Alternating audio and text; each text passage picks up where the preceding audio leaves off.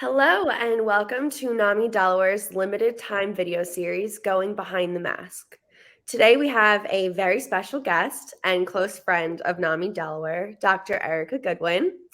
Dr. Ericka is on a mission to help you be better, do better, and live better. She is a Harvard-trained, double board certified psychiatrist, best-selling author, top-rated speaker, integrative lifestyle coach, and if that isn't impressive enough, she is also the creator of a hit series, Better with Dr. Ericka.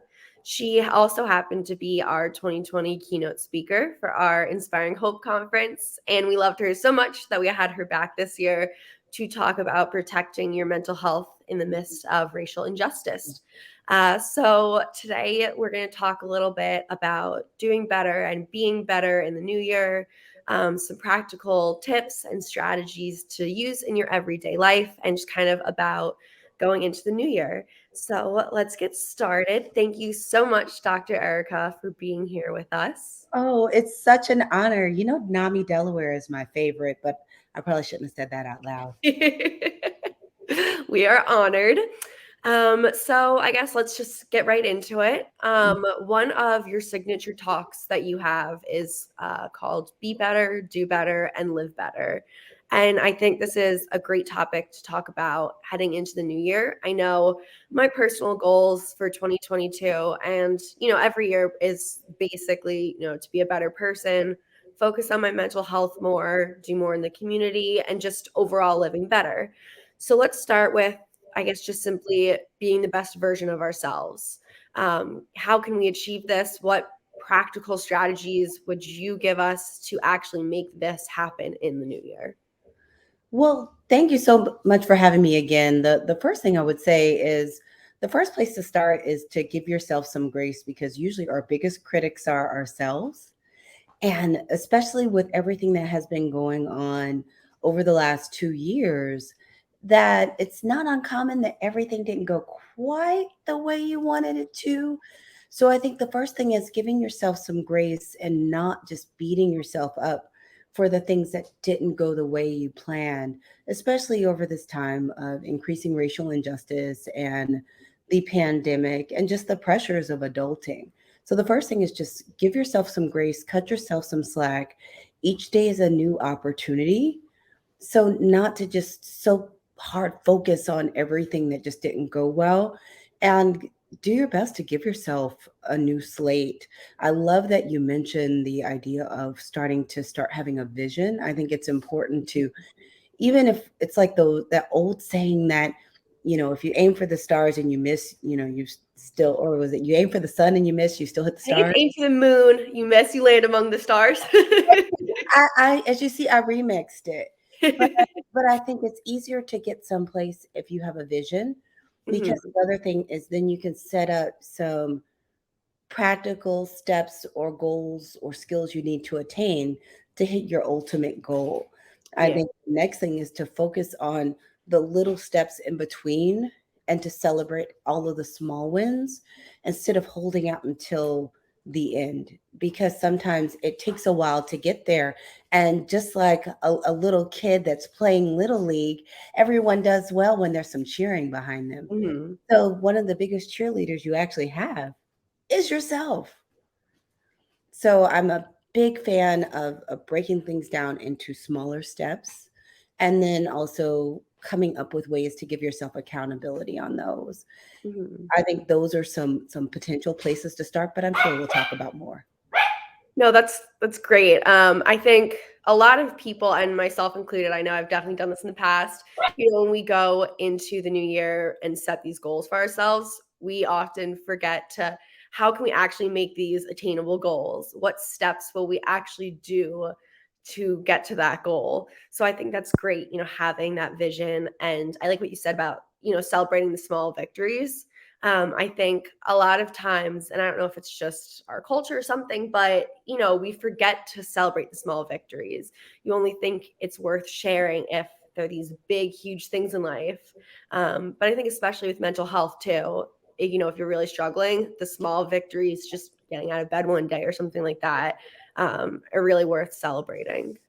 Well, that's one of the reasons I love gratitude. And I always tell people that there are times what you're grateful for is going to be something really big, and it's just gonna feel great. It's gonna be like, I got my dream job, Mhm.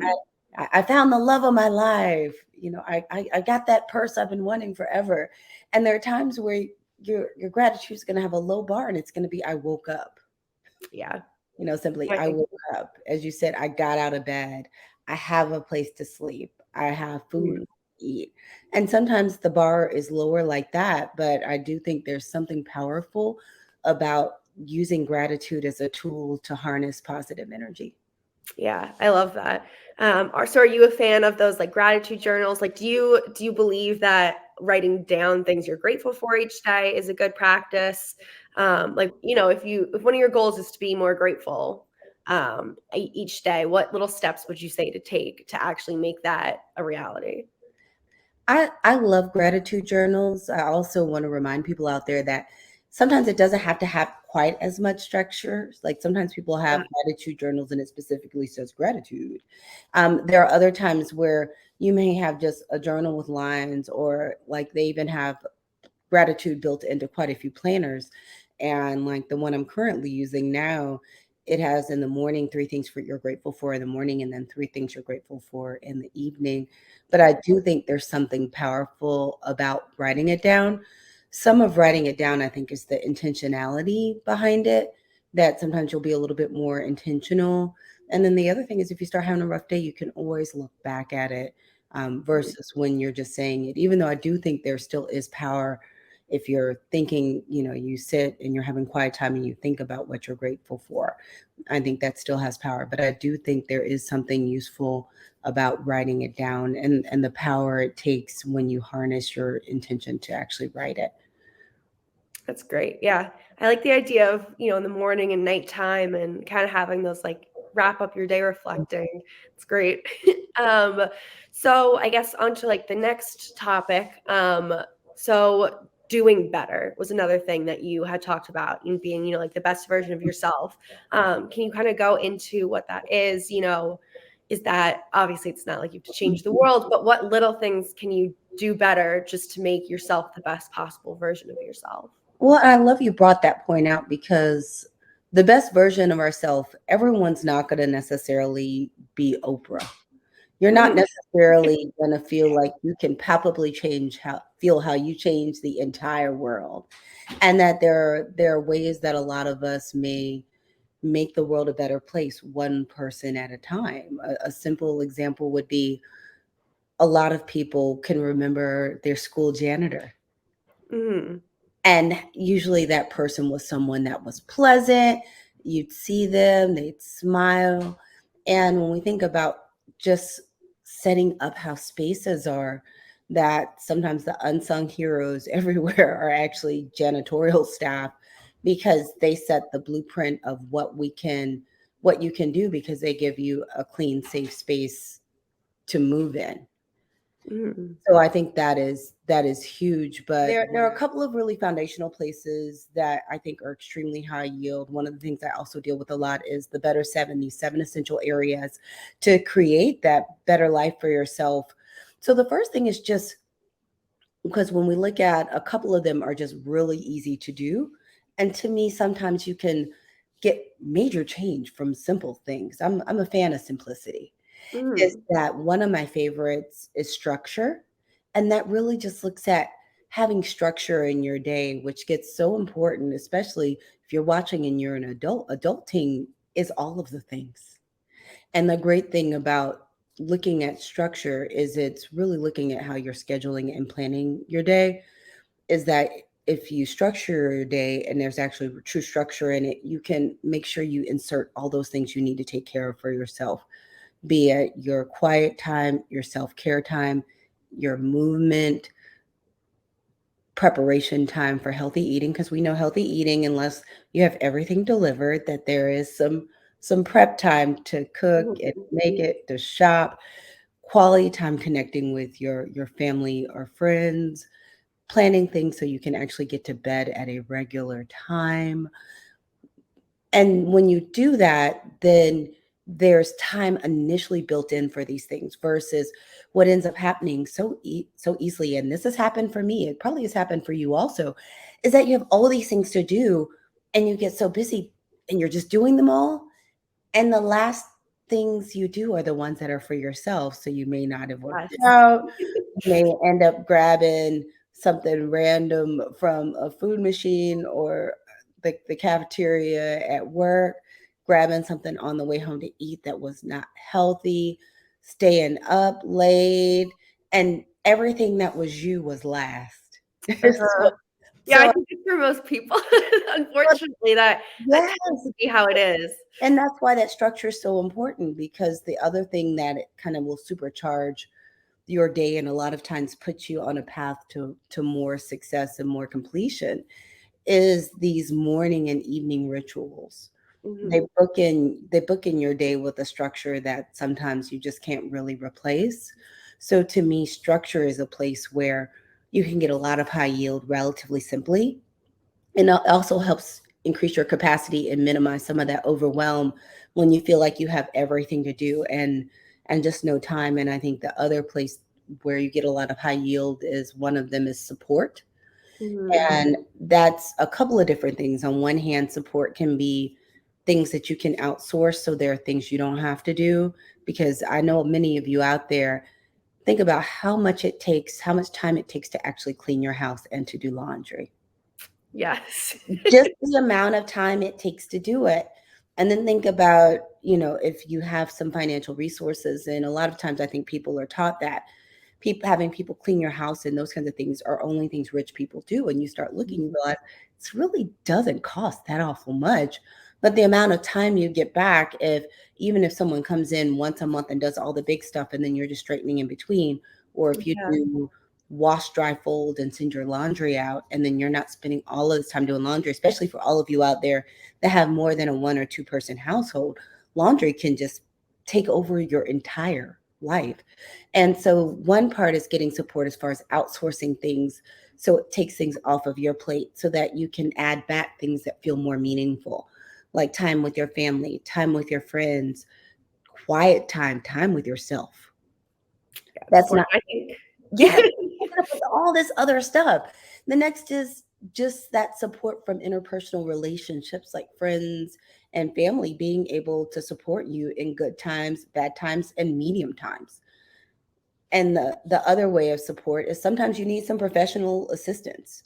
On one hand, we talked about outsourcing, and then other times there may be things you actually need resources for. You may have some difficulties with money and need a financial advisor. You may need a new accountant.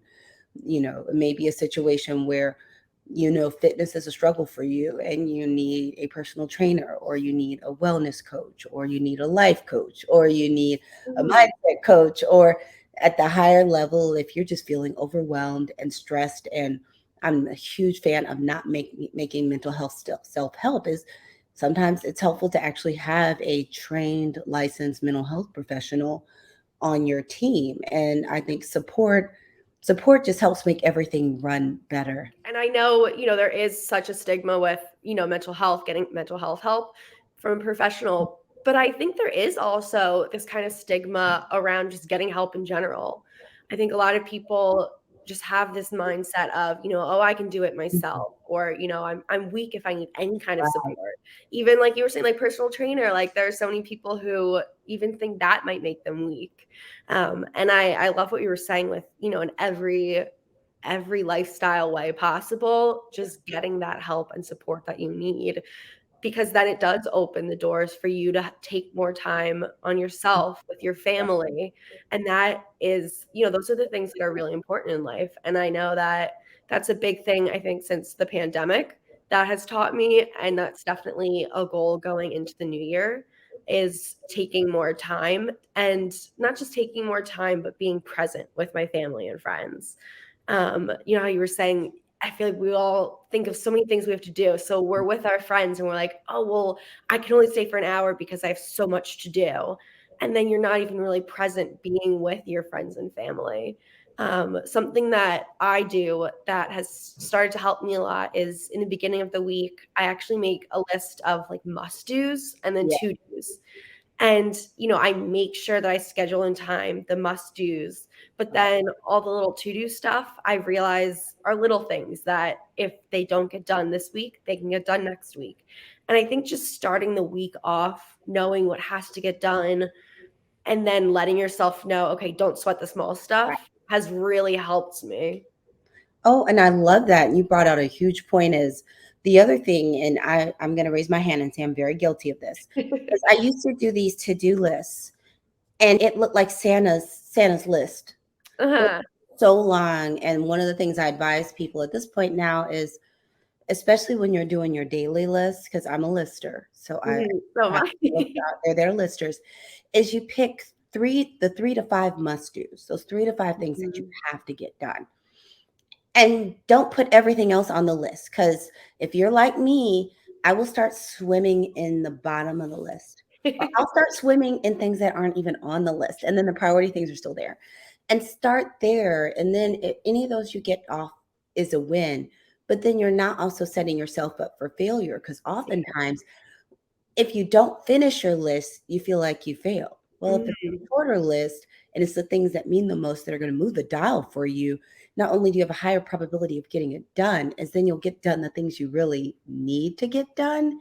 And the other tool, a good friend of mine that's a coach told me about that I think has been wonderful, is when there are those times and you feel like you're doing a bunch of stuff, but you can't see it, or you start feeling like you're spending time and you're spinning and you're doing all these things, but somehow what you need to get done isn't getting done, is there's a tool, she calls it a to done list, where you start listing everything you actually did. Oh, I love that. And it helps you on two things. One is you'll see you've done a lot of things that you didn't realize you did. Mhm. The next is then it gives you a space if you start realizing you're doing a bunch of things, but there are things that are imperative that you're not getting done. You can figure out what is becoming the distraction, or on these lists start trying to figure out, well, what can someone else do for me to free me up time for other things. But I love the to done list, because sometimes if you're spinning or it just feels like you're not getting anything done, you'll start realizing how many things you're really doing. Oh, that's a great idea. No, I love that idea. And I think that is something that we don't focus enough on, Mm. what we've actually done and all of our little, like going back, our little accomplishments. I think we need to start focusing on those more. Yes, I think it's great. And I think we need to celebrate all of them, be it if you're someone that likes to do a happy dance for yourself, or currently listening to Mel Robbins' book, The High Five Habit, and give yourself a high five. I like that. I haven't heard of that book. Oh, it's excellent. I highly recommend it. And she has such a good reading voice, like, I guess because she's a nationally rated speaker, so Mhm. you feel like you're at one of her talks, but you're listening to her audiobook. Oh, I love that. I'll definitely have to check that out. All right, so I guess to wrap up, can we hear what your goals are for the new year and how you're planning on achieving them? Well, thank you so much. So, one of my goals for the new year is, and I don't know if any of you out there have struggled with this, is I ended up getting a little energetic fatigue because I'm like an empath on 20. So for me, one of my goals for 2022 is to put my health and wellness, especially when it comes around movement and exercise, to make that a high priority item every day. That's great. Um, because everything falls into place when I do. And I think one of the things you can do when you're sitting at home thinking about what you want to do for the next year is you can also reflect on the things that have worked well for you in the past. Because Mhm. sometimes we don't need to reinvent the wheel. Yeah, I like Just that. have to remember things you used to do that you just stopped doing. So Mhm. one is to actually be more intentional about getting movement and exercise. I'm excited about doing some new things with my podcast. I'm looking to do a few bonus episodes that are going to be solo episodes. I haven't actually done any solo episodes. So my podcast is called Better with Dr. Ericka and is available on all podcast platforms. So I'm excited about doing some experimentation, but also the guests I have slated for season 3 is it's going to be fire. I'm really excited about my I'm podcast. excited. I am. I'm also looking to do some more speaking, and I'm also really looking forward to I know this is going to sound hokey, but I'm so looking forward to further exploring creative ways to staycation. Oh, I like that. You know, I did my first staycation in November of 21, and Mm.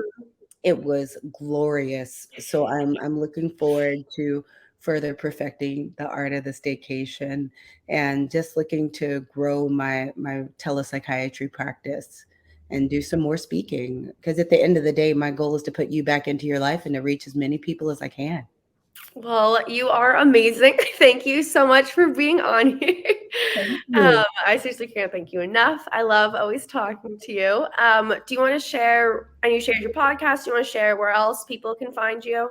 Sure. You can find me on all social media at Dr. Ericka, but you have to spell it out. DoctorEricka. That's DoctorEricka. And as you see up here, my parents used all the letters, so you just have to put them in there. So that's where you can find me on social media. And my podcast is on all podcast platforms, along with you can also go to betterthepodcast.com. And if you're interested in some quality, personalized, customized telepsychiatry that's done by a Harvard trained psychiatrist, you can go to askdrgoodwin.com. That's askdrgoodwin.com. I know that was a lot, but No, that's perfect. Thank you. I hope everyone checks you out. So yeah, thank you so much for being here with us, and I hope you have a great day. thank you.